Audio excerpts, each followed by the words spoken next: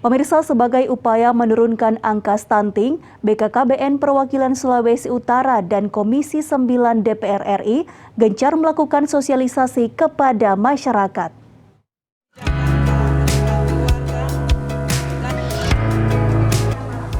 Badan Kependudukan dan Keluarga Berencana Nasional Perwakilan Sulawesi Utara bersama Ketua Komisi 9 DPR RI Feli Estelita Runtuwene melaksanakan sosialisasi pendataan keluarga dan kelompok sasaran Bangga Kencana bersama Mitra tahun 2021.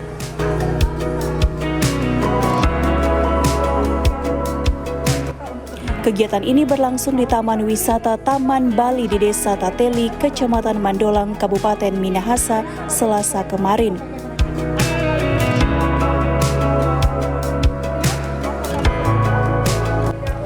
Sosialisasi ini lebih mengedepankan informasi tentang upaya pencegahan stunting seperti bagaimana tanda-tanda stunting dan bagaimana mempunyai keluarga yang sehat untuk mendapatkan anak yang tidak stunting.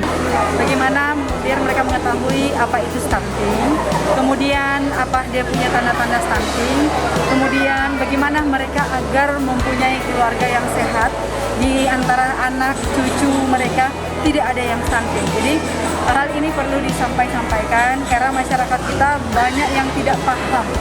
Jadi kami bekerjasama dengan BKKBN untuk melaksanakan sosialisasi kepada masyarakat Sulawesi Utara, dan hari ini khususnya yang ada di Kabupaten Minahasa, Kecamatan Mandolang. Sementara itu, Koordinator Bidang Advokasi Pergerakan dan Informasi BKKBN Sulut, Ignatius Worung menuturkan, berdasarkan data status gizi balita Indonesia, masih ada 21% angka stunting di Sulawesi Utara.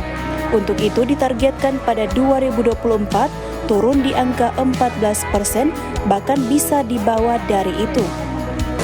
Nah, untuk Sulawesi Utara, kalau menurut data survei status gizi balita Indonesia, ada sekitar 21% ya, untuk Sulawesi Utara, sesuai dengan data itu. Ya, karena itu ditargetkan nantinya tahun 2024 itu mencapai turun sampai paling tidak 14%. Ya, kalau boleh Sulawesi Utara lebih turun lagi, karena secara nasional itu 14%. Kalau kita di Sulawesi Utara kita upaya supaya lebih turun lagi. Hadir dalam kegiatan ini Camat Mandolang, Perwakilan Dinas Pengendalian Penduduk dan KB Minahasa, Sekretaris Perwakilan BKKBN Sulut, tokoh masyarakat dan tokoh agama serta masyarakat.